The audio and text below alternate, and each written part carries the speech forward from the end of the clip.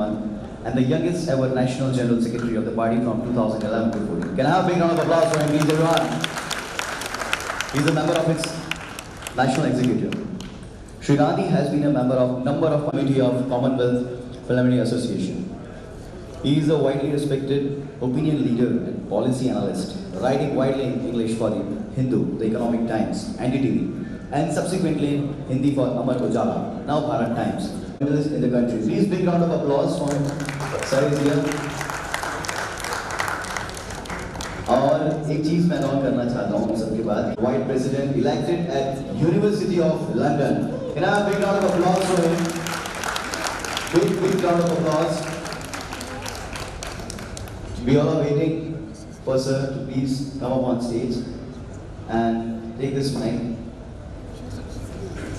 और lived in them. लोगों को घर देते हैं ये दिल के साथ. He started with a personal donation of 100 homes in a constituency of Sultanpur. As previously done, he seeks to board base into a moment, planning to once again travel in crowdfund nationally, this time round in order to build more than 1,000 homes by year end, reaching out to a local elite as well as a large farmers to contribute. He aims to provide the homeless with a psychological and material cushion against being completely ravaged by the poverty, while also providing them the sense of honor and a sense of community. The one and only Varun Gandhi. Big round of applause.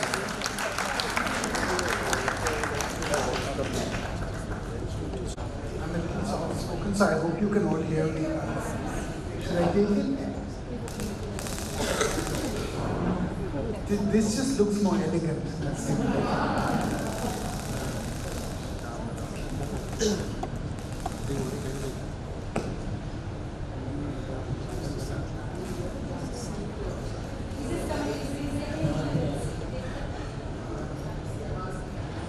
It's okay, I can start speaking. The thing about politicians is you can't stop them speaking. It's an occupational hazard. I'd like to thank all of you for being here. And it's really a pleasure to be here at this Global Educators Fest. In this beautiful city of Udaipur, which is known for its history and its valor and its honor. And I can really think of no more beautiful surroundings for all of us to congregate today. I'm going to be speaking on education, but I'm really going to be speaking in a circuitous manner about education because I feel that all of you in the ingestion of didactic method of allopathic education, all of you have a major leg up on me. So really what I want to speak about is how education is really a result of prevalent circumstance, of atmosphere, of so many different conditions which really have their teeth in each other. And I want to start by talking about innovation. You know, when Flipkart was acquired by Walmart, I started reading about it. And I was working on a paper on innovation, and it struck. Are you okay? And it struck me that Amazon was #1 in India on the day they debuted. So I thought, how is this possible? How is it possible that a company comes in from abroad and on day one, they obliterate all their competition? And so I was in America over the summer, and I had the opportunity to meet Jeff Bezos, and I spent some time with him. And I asked him, I said, sir, how does it work? And I also asked him, I said, why did you take such a beating in China and come to India and start a mile ahead of everybody else? And he said something very interesting to me. He said, you know, 8 years before we launched in India, we hired 3,000 people in India. 8 years before. And the job of those people was just to do market research. And he said that they were not in places like Delhi and Mumbai. They were in places like Rourkela and Agartala and Jamshedpur and Jhansi. And their job was just to tell us how India would view us and how India was going to respond in these changing times that we live in.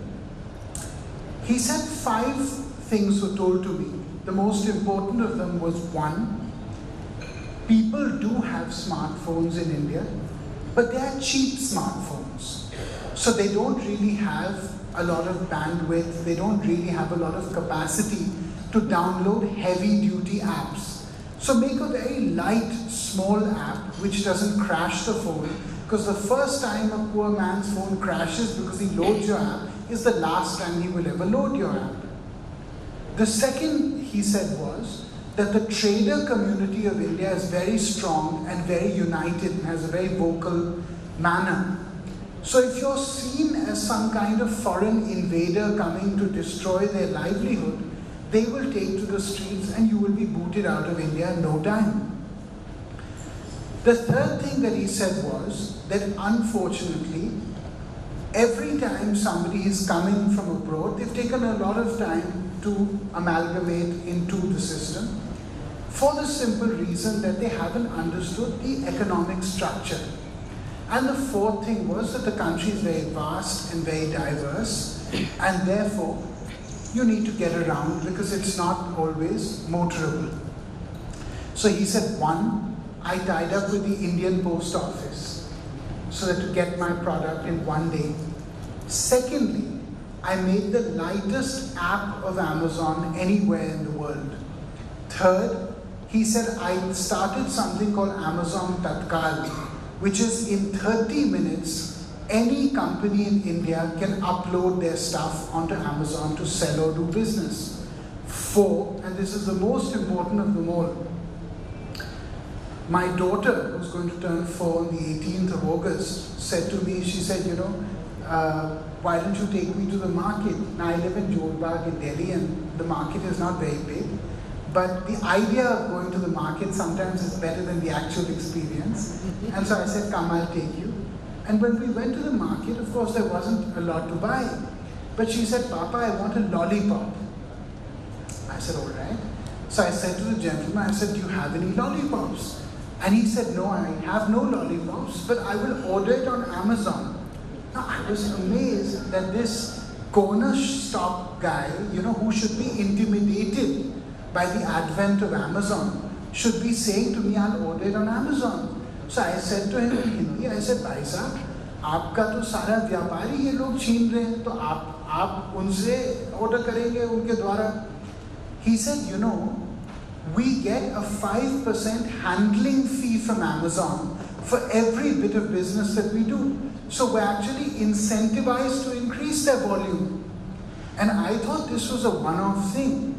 But soon you're going to find in places like Riva and Balia and Jhalawar and all over the place that common marketplaces are going to be doing business in this manner because it suits their economic purpose to do so. And so I was amazed by, how companies have been reinventing themselves to suit the ecosystem of our time, and why really we haven't been able to do the same. I was in China to give a lecture last year, and we were in Hangzhou. So we went to see Alibaba, which is headquartered there. And we had a good opportunity to meet Jack Ma. And I said to him, Mr. Ma, could you tell me something about how you structured your business and your app differently? And he said that, China is a very hierarchical society.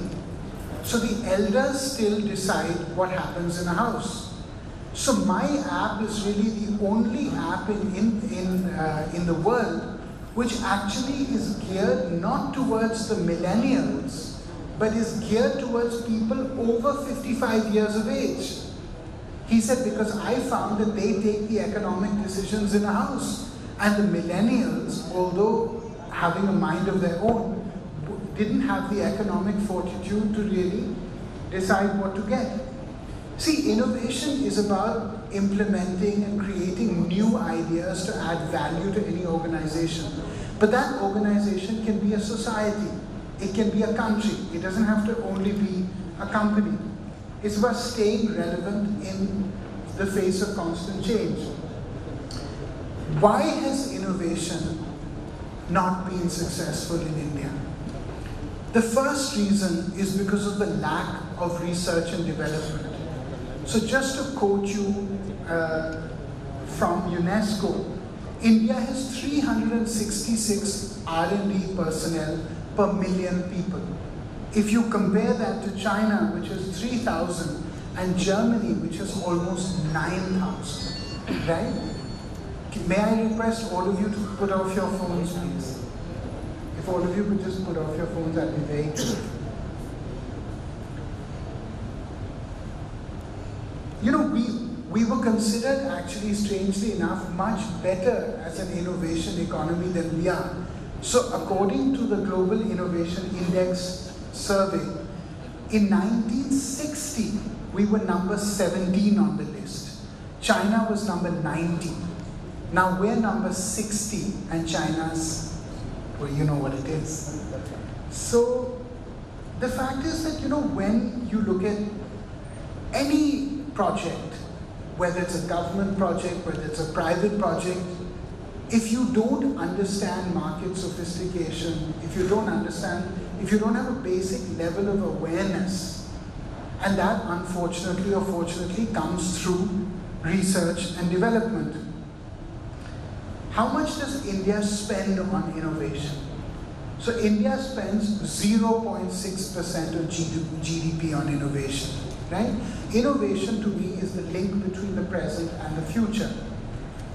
So Israel, South Korea spend 5%. But even countries next to us like Bangladesh spend 2.5%. And they spend most of it actually on textile innovation because they've decided that that is where the jobs are for their country at hand. And I was just wondering why this had happened. You see, why in India, so it's very interesting. We have the largest amount of startups in the world outside of America, but we have a 91% failure rate of all startups. But what is the reason? The reason, very honestly, is a psychological inability to be patient. So in India, the reason that startups in India failed, or most of them failed, was because every person that invests money wants to get their money out between 2 and 4 years. Whereas the gestation period in Japan, in South Korea, in America, in Europe is about 10 years. So when you invest, you're not calling the guy every day, say, "Bhaiya, mere paise ka kya ho gaya, mere paise ka kya ho gaya," which is not the way to grow any kind of business. So we have a Ghana for Spotify, we have an Oyo Rooms for Airbnb, we have an Ola for Uber, but we have no meta-level startups in our country, none. There are no Alibabas, there's no Baidu, there's nothing. Because for too long in our country, we've just got used to being a cheap producer of quality product, right? And that, I think the future of India is as a quality producer. You know, and I want to get to that a little later. Failure to invest in education correctly. We've spent over 2.5 lakh crores on the right to education.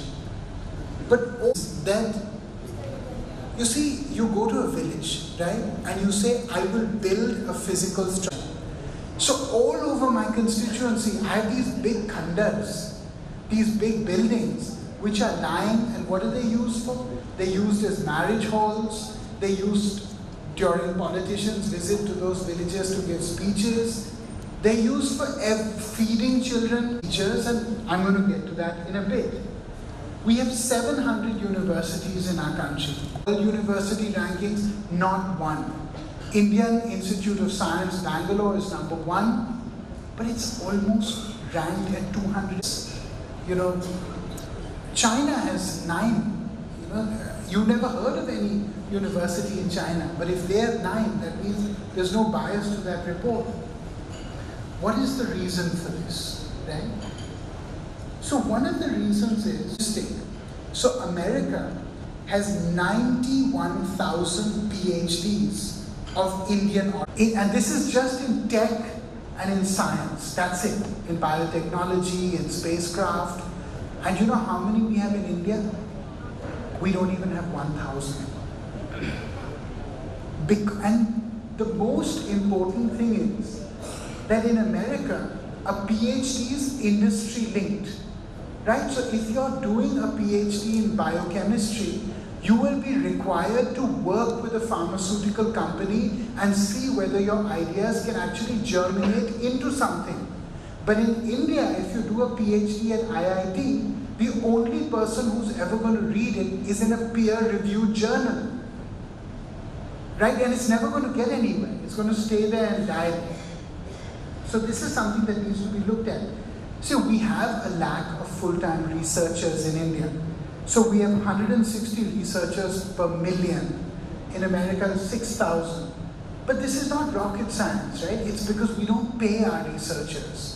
So the average salary of a full-time researcher in India is 3 lakh rupees a year, which frankly cannot get you anywhere. And in America, you know, it's $125,000 a year, which is a very decent salary. Even if you look at the scientists that have actually won Nobel Prizes, look at Hargobind Khurana, look at C.V. Raman, look at S. Chandrasekhar, all of them did all their research abroad because there was no place to do research in India. And frankly, that should make us think. The other thing that I want to talk about is patents, right? So when you look at the World Intellectual Property Organization, 3 days ago I read in the Hindu actually, a very interesting article which said 89% of all patents filed in India are filed by foreigners. And I thought I read it wrong, you know, I thought, am I reading this correctly? But it's true. And if you look at the amount of patents that were filed last year, so in America 60,000 patents were filed. In India 900 patents were filed. And 90% of them were filed by foreigners. You know, I don't know if any of you know this. Who called India the Sone ki Chidiya? Everybody says India was the Sone ki Chidiya. Do any of you know who called India the Sone ki Chidiya? Where did this word come from? It came from Vasco da Gama, right? So when Vasco da Gama landed in Goa, he said this country is like a golden bird waiting to take flight. Do you know why he was talking about India that way? Because of textiles. He didn't come for, you know, the Goan beaches. He came because of calico. He came because of silk, because of cotton, because of handloom. 42% of India's GDP was textiles 400 years ago. Today, it's less than 2%. And you know why? That's because we have patented nothing. So if you go to Mangalgiri in Guntur, or if you go to Chanderi, or if you go to any of the places where handloom is there, they're dying. And they're dying not because their stuff is bad, it's amazing. Because some guy from Wuhan in China comes, he takes a snapshot, and the next day it's made there for 1/50th the price. So how are you going to compete? And the reason is because we have not protected them by patenting anything. I don't know if any of you have seen the television show called Shark Tank, but you should. And the first question they ask you in Shark Tank is this patent protected? Right? And why are patents not made in India? It's because the average time to get a patent in India, and this is according to an RTI that I filed to the Ministry of Science and Technology, is 7 years. In 7 years, your technology is obsolete, is it not? If it takes you 7 years, I mean, can you imagine Nokia getting a patent 7 years later to, you know, get the communicator out, or Apple getting 7 years out that their business is dead? Everybody's always talking about young people, right? It's a new buzzword, young people, young people. But wait, who are the young people we're talking about? So 13 crore people in India between the ages of 16 and 29, that's 30% of all people you're at this age bracket, are not educated, they are not working, and they are not trained. They have no training, right? So when you look at the fact that 86% of people drop out after class after they're 15 years old in Indian schools. So you have a great enrollment rate and you also have an equally great dropout rate. Well, why is this happening? Even when we talk about employment statistics, when we say somebody is employed, just look deeper into those statistics and you will find 60% of people are self-employed. Now you know what self-employment in this country means, right? 30% have casual employment, so they are hawkers and fruit sellers and so largely seasonal. And 10% of them have what we call working employment. Even when we talk, I was in Bangalore, I was giving a lecture at National Law School last week, and I went to Infosys while I was there, and I went to Cognizant. I wanted to know, this is the third year in a row that IT jobs in India have officially declined.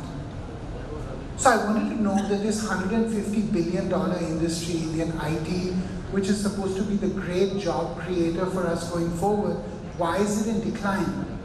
So when I went there, they said, look, we are woefully unprepared to take part in the new tech ecosystem. So I said, what does that mean? So they said, look, then they showed me an IIT report, which said out of 60,000 students that they interviewed and surveyed in the top engineering and tech schools in India, only 4% could do basic level coding that was required today.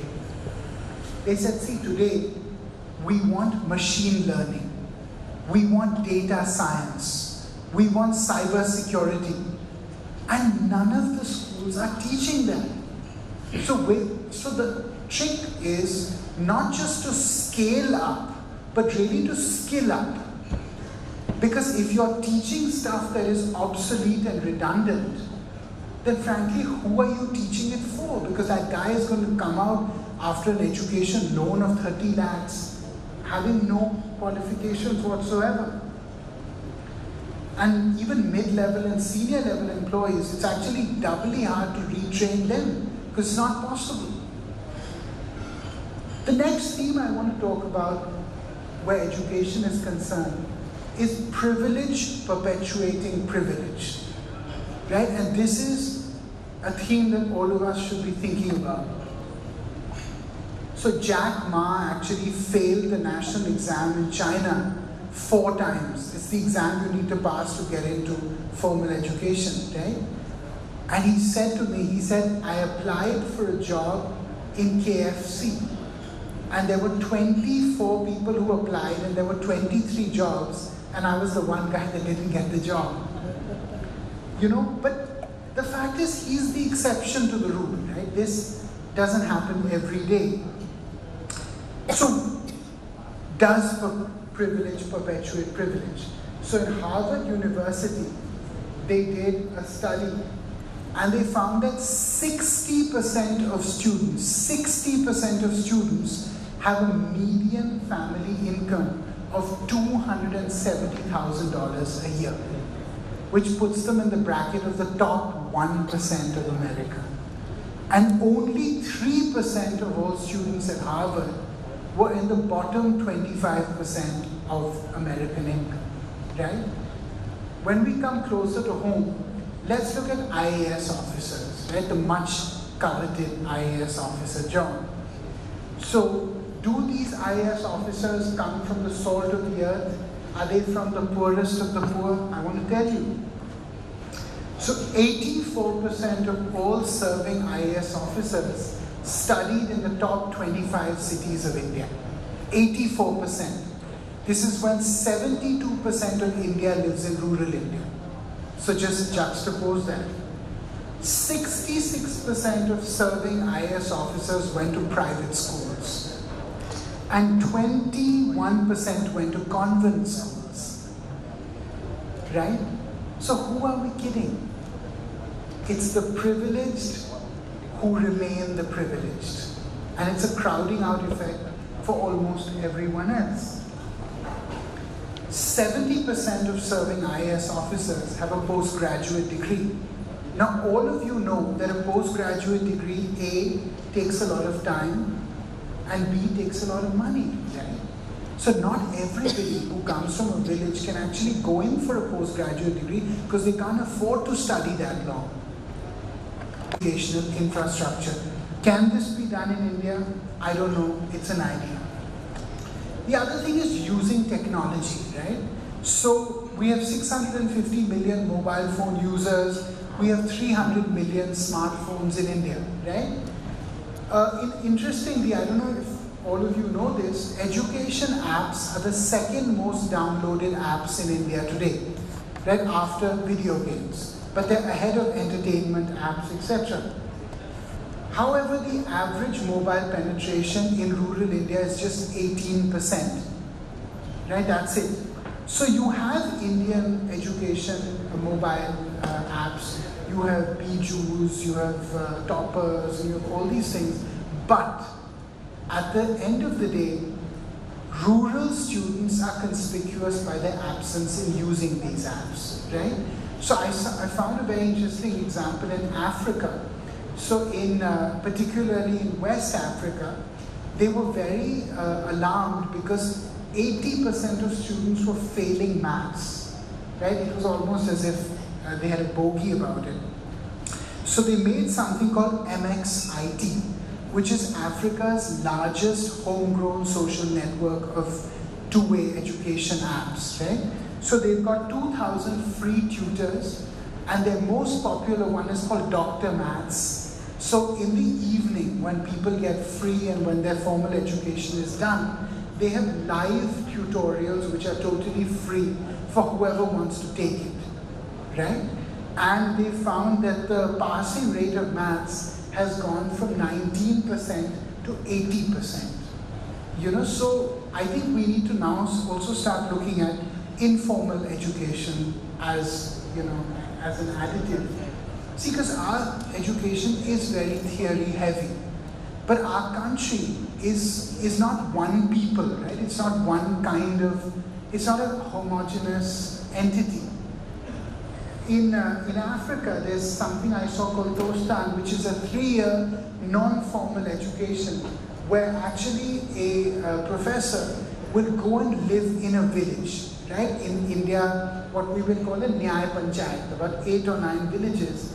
And what he would do is he would live and work with this rural community, and he would teach them not just English, math, science, and language, but he would also teach them things like human rights, income generation, you know, things that could actually come in handy. In Paraguay, there's something which actually they won all the field medals, all the education medals. These professors won because they started something called Fundación, which is, and if you ever can visit, you must see, it's amazing, which is schools running as agri-businesses, right? So it's a full-fledged school, except their motto is learning by doing, selling, earning. So every school works. So they learn and then they make something, right? And the students then sell it, and the students and the teachers go 50-50 on the profits. So I thought it was amazing. And it actually incentivized Paraguay to get 100% students in school till class 12. You know, if we look at something like hunger, right? Hunger, healthcare. So many of you say, what does hunger have to do with education?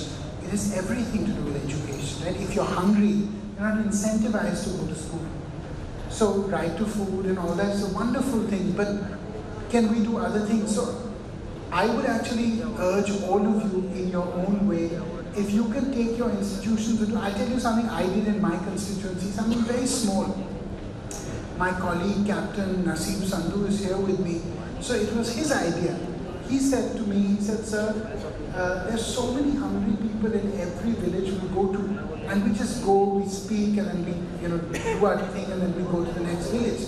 So can we actually do something? So I spoke to all the people in my constituency who had hotels and marriage halls and dhabas, and I said, can you give me the food that you throw out every day? So we made an industrial kitchen. So every day we take the food, we clean it, we reprocess it, making simple things like dalia or khichdi, and then we give it to people the next day. And we started something called Roti Bank, where we just tell people, can you give us one roti, And now we're getting 25,000 rotis a day, and we're feeding between 3,000 and 4,000 people, because what I found was that, you see, we can talk all the big talk that we want, but feeding people is at the essence of people being at that psychological threshold where they can even accept education as an alternative. If we look at healthcare, right, so I just want to say that India loses 6% of its GDP because of lower worker productivity. And all of you as educationists know that we lose a lot of education capital also because of bad healthcare. 75% of all health infrastructure is concentrated in cities where 25% of people roughly live. And we see the graphic nature of this problem in Delhi, in All India Medical Institute, which really is the best hospital, and I have a huge amount of respect for it. But if you drive outside AIIMS, you know what I'm talking about.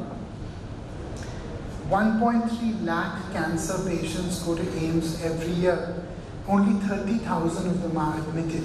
They only have 36 beds for chemotherapy, so what can they do? And it's very easy to say go to a private hospital, but private hospitals are expensive. The average childbirth in a government hospital costs you 2,000. In a private, it costs you at least 10 times that. But the basic problem is that we don't have health insurance in our country. Right? So 86% of all expenditure in India is out of pocket. And all of you know that if one person in a rural or a middle class background gets ill, sometimes the entire savings of a family go in that. I want to talk about justice. Lastly, just something very basic, environmental justice. See, a lot of us think that the environment is an elitist concern. Right? It's not. The environment affects the poorest of the poor the worst every time. Two people came to me from my constituency and they said, we are brothers and we both have cancer. I said, okay, how is that possible? I thought they were just trying to scam me for money. So I said, you're brothers, you're roughly the same age, you both got cancer at the same time. They said, yeah. I said, how?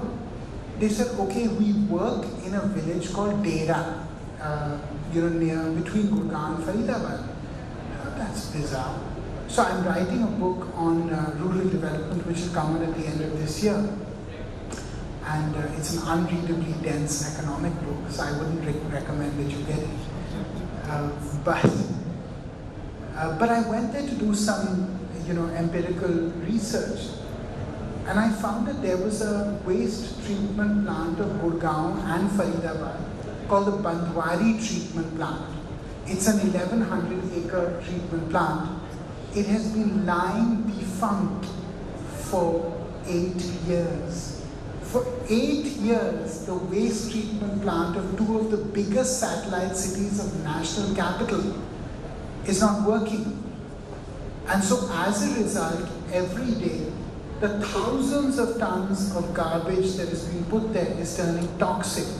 And so the two villages that lie on its perimeter, Dera and Bandwari, have a 90% incidence of cancer rate for all people, including kids as young as 2 and 3.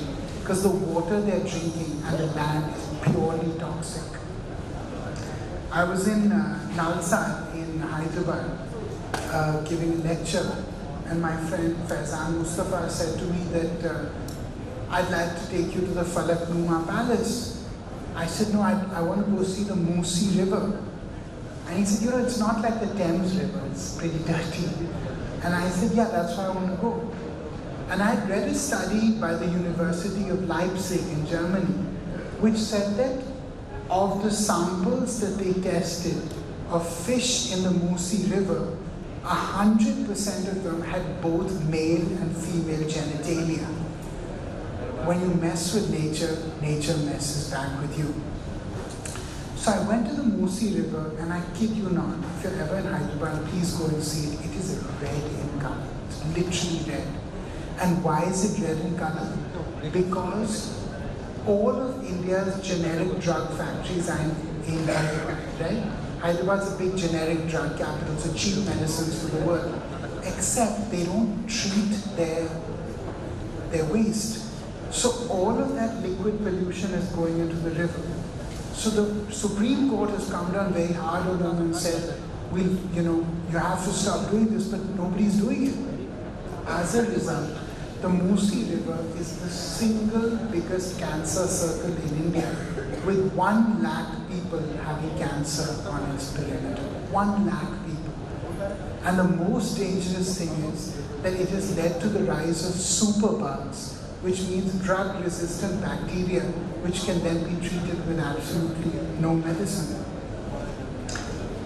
I want to talk a little bit about political reform, because frankly, until politics reforms, the rest of this is all just going to be a pipe dream. I brought in several legislations, some of them you may have heard about.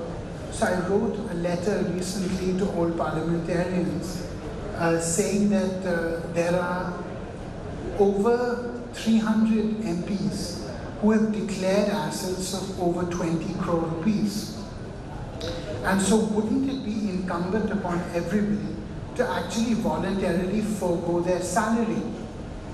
And if you add up all MPs and MLAs in this country who have declared assets of more than 20 crore rupees, if all of them voluntarily give up their salary, it will save this country 480 crore rupees a year, which is a lot of money.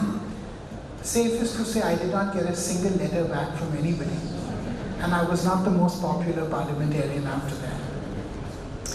But I kept speaking, and like I've come here today, I go all over the country all the time, and I kept asking one question, that why had parliamentarians increased their salary themselves 4 times in the last 5 years and 10 times in the last 10 years. See, it's very difficult if you're a professional, right? If you're a teacher, a professor, a doctor, an engineer, how do you get somebody to increase your salary? You beg and you ask and you petition and then you reason with them, right? But how do parliamentarians increase salary? Simple, they raise their hands, that's it, done, salary increase. So I thought that this was terribly unfair, right? And so I got up when they increased their last salary. I said, I've been an MP for 9 years. I've never taken a salary once in 9 years, never. Because I think it's unethical, I don't need it. And I remember that when I went, then one day I got a call from the finance minister. Well, now there are 2, so the older finance minister. And he said to me, he said, Bhaiya, hamare naak mein dam kyun kar rahe ho? So I said, why, sir? He said, you're going around saying that MPs shouldn't arrogate to themselves the right to increase their salary. He said, will? I said, I believe it. And I was very grateful that in this budget he introduced a premise that now MPs cannot do that. And now there will be a constitutional body which will decide looking at the level of work, the level of livelihood, etc. And I was happy about that. And that is why civic society interactions like these are so important, because they act as pressure groups. The other thing that we need to really talk about today is cleaning up elections. See, let's be honest, why is there corruption? because people make money so that they can get re-elected, right? It's a self-perpetuating cycle. The truth is that the Election Commission says that I can only spend 60 lakhs on my election and an MLA can spend 25 lakhs. But it has no stipulation on how much a party can spend on me. So a party can spend 20 crores on getting me elected. I can only spend 20 lakhs. So that makes no sense to me. Also, the Election Commission has no power. It has no power to file a case after the elections are over. The only time that any party has ever been debarred for not giving their expense affidavits for 5 years was late P.A. Sangma's party, the National People's Party. And after they gave, one day later, they gave their documentation and then they were re-given their status immediately. So, what's the incentive? We need to look at this very seriously. In Norway, they do something which I found was very interesting. So they don't control the amount of money that you can spend. What they do is they limit the market for it. So they say no TV ads, no print ads, no hoardings, no assembly of more than 300 people, no more than 5 cars per constituency. Elections are 10 days end to end. So frankly, you have no way to spend your money. And I think we need to be looking at this. See, we all talk about casteism and religion and region. But you know why these things are so potent as weapons to get people elected? It's because nobody knows what their leaders stand for anymore. In Argentina, they have a system called Cambiemos, which means let's change. So what that is that every parliamentary constituency or Senate seat Vidhan Sabha will have a 1-hour televised debate per constituency, where anybody can, via television, ask them any question. So if you know what your leader feels on, say, foreign policy, on agriculture, on labor, on healthcare, then you know whether he's somebody you want to get elected or not. But in India, what happens is we feel none of these guys are going to do anything. So let's vote for the guy from my community because he may give me a greater voice than the other guy. And that is a recipe for disaster. The first thing that struck me when I entered Parliament was that there's no individual voting record. So how do you distinguish an MP? Everything in Parliament is a vote by whip. So how do you vote? Basically, there's an important bill. You have no idea what that bill is. But somebody will walk down the gallery and tell you, hara button dabao, hara button dabao, hara button dabao. And that's how you vote on nation-changing legislature.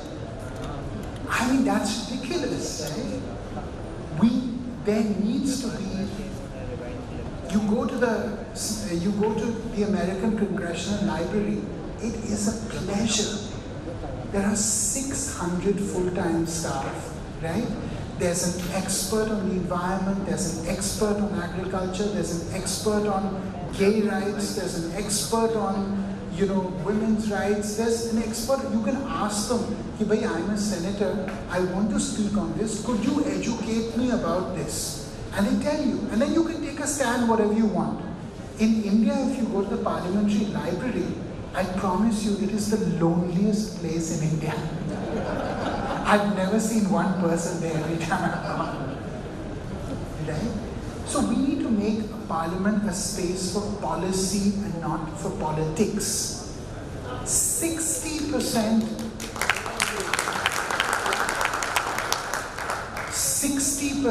of all parliamentarians, 60% of all law in Parliament, of all bills, are passed without 1 minute's deliberation. And when are they passed? In the last 3 hours before any session. Jaldi jaldi kara. Now, if Parliament is not going to deliberate, then what is the point of Parliament? Right? If I, as a lawmaker, if you look at any country in the West, what will you find? That they're individual voting records. So you know whether someone's pro-environment, whether they're anti-guns, whether they're pro-women, where they're anti-industry by looking at their record. But in India, you have no idea how to differentiate one person from another. So it doesn't incentivize parliamentarians to add to the body of knowledge. The last thing is that, politicians will always tell you, "Bhai, hum to chunav jeete hain," and we are representatives. So how can you question us? How representatives are parliamentarians really? Farooq Saab, just one from Srinagar, he got 4% of the vote. Is he representative of everybody? Frankly, why should I take his name? I didn't get 50% of the vote. When I got less than 50% of the vote this time, first time I got 50%. So I was very aware of this. So the first thing I did after winning was I called up everybody that ran against me. And I said, "Listen, I'm not a local here, right? So you obviously have a vision that's probably better than mine. Let me come and have tea at your house. Let's run this constituency together. You give me all the and it worked." See, the last part of my speech is about civic society engagement, right? So what is the future of education? The future of education is civic society engagement, right? It's not apps and iPads. What does this mean? So like we're in Udaipur today. So in Rio de Janeiro, they have something called Benefitoria. What is Benefitoria? Benefitoria is that every year, individual people give ideas on what to do with the budget of Rio. And every year they vote on it. And the ones that get the most votes then get legal sanction to be done. This is how we need to get more citizens involved, right? In Jordan, they were having a major problem with getting people from non-political backgrounds into politics. So what did they do? They went out and they started something called the Constitutional Body for Political Development. So they interviewed normal young people from every block in Tehsil and Jordan.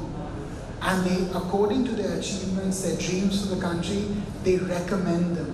And every election, 5% of people have to be added from non-political backgrounds under the age of 35. And I thought that was a wonderful thing.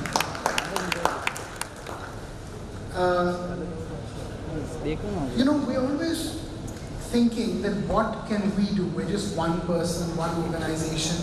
I'm going to give you an example of a couple of people who just changed my thought process. So what he did was, he built this big structure and he said there are only 3 rules. 1, everybody who studies will study free. 2, everybody who teaches will teach free. And 3, everybody who studies would go back to their village and teach 5 people what they've learned that day. He created a revolution at 14 years old by that time. And then the nearby villages got competitive. So they said, "Agar ye bachcha kar sakta hai, bhaiya hum kyun nahi kar sakte?" So hum bhi school banayenge. So now that group of 100 villages has become an education hub. And from having 30% literacy, now they have 100% literacy.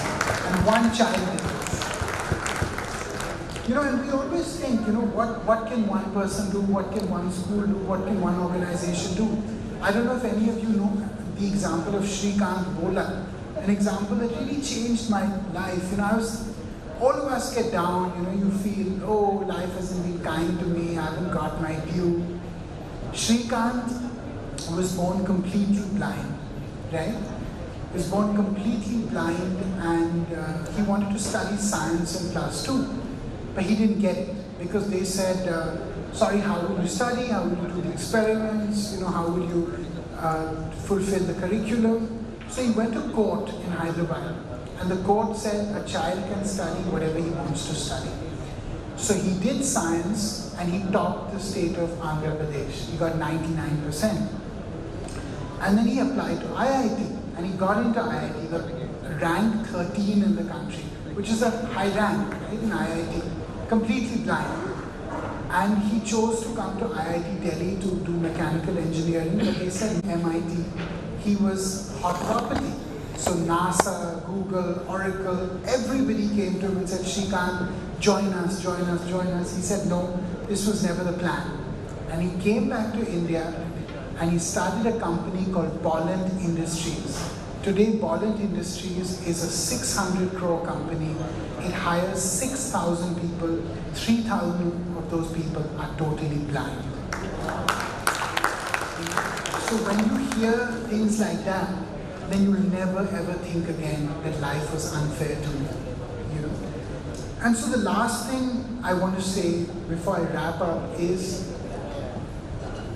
all of us in our way are educators, right? We educate our children at home, we educate the people who come in our line of sight, and most of you are formal educationists.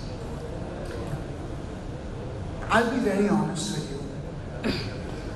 I was telling Honorable Dr. Vaidyanathanji, I was saying that, you know, when I was in school, the teachers that I remember are not the teachers who were the best at what they taught. They were the teachers that were the kindest to me, and the teachers with whom I formed individual relationships, which some of which I keep to this day. The ingestion of allopathic education is something that I reject. Frankly, I don't remember anything I learned in school.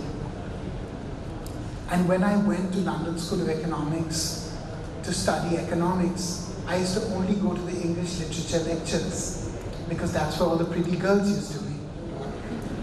But that's our secret. I don't want my mother ever to hear this speech.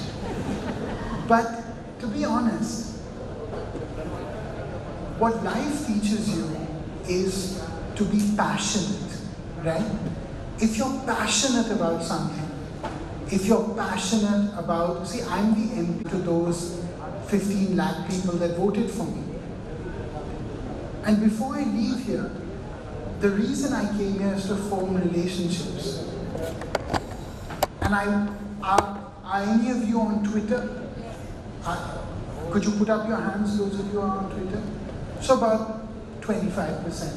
Are any of you on Facebook? A little more. So I want all of you, if you can, to reach out to me on Twitter. My account is Varun Gandhi 80. It's the year I was born. Varun Gandhi 80 on Twitter and on Facebook. And the reason I want you to reach out to me is to tell me what issues you think I should be fighting for. To tell me what issues in Parliament you think I should take up.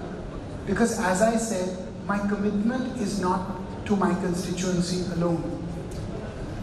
And that's the reason I've come here today. And so the last thing I want to say is that India has gone from medievalism to postmodernism in a very short period of time, right? We haven't really created a civilization in between. And so it is up to all of us to bridge that gap. But the only way we can bridge it is by understanding that our achievements are nothing without the last man in society moving one step forward. So I would like all of you to do simple things. If all of you could just do things like plant one fruit tree. Just plant one fruit tree. My coming here would have meant something to me, right? All of us talk about environmental degradation, and then we have 5 cars in our driveway. You know, let's not be hypocrites. You know, let's plant one fruit tree.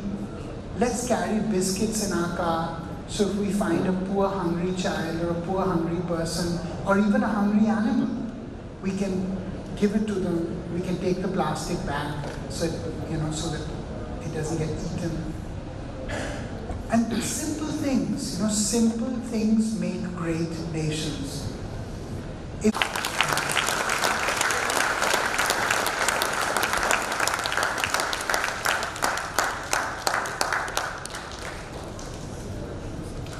Good news are coming in. So for that, I would like to give some more names. This is Rama Dattaji, College Trustee Mahana Sawai Mansi to Museum Jaipur, and Dr. Swati Popat Watchman. Please up on stage and join. Please.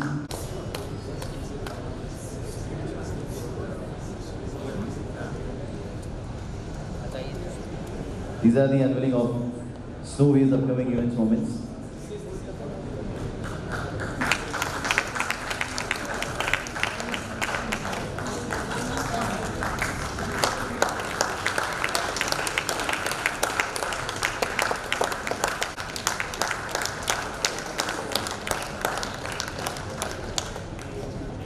Varun Gandhi for coming down to Udaipur from the precious time. And so we are through for the day, and I think we have another 1 hour to go back to our hotels and take rest. And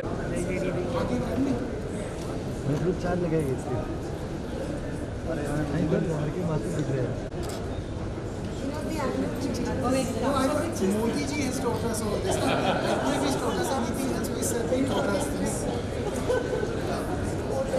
How can you get into the same picture? That's how you do it. I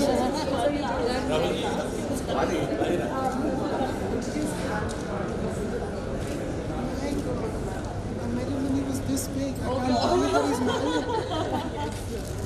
I was a friend of Padmaja's back in the day. When she was in Chennai.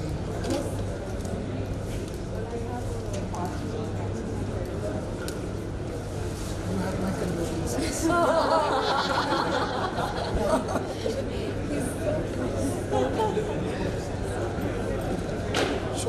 in touch.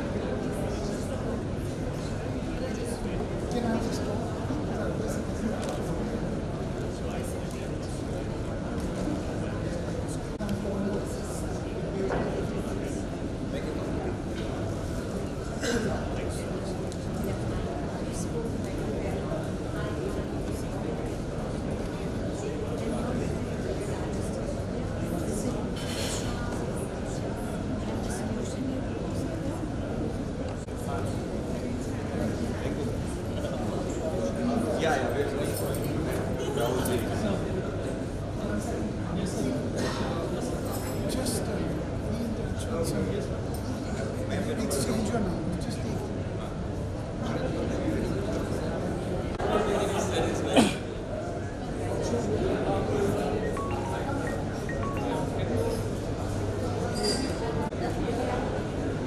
वैष्णव नहीं मुँह से आई थी हूँ यार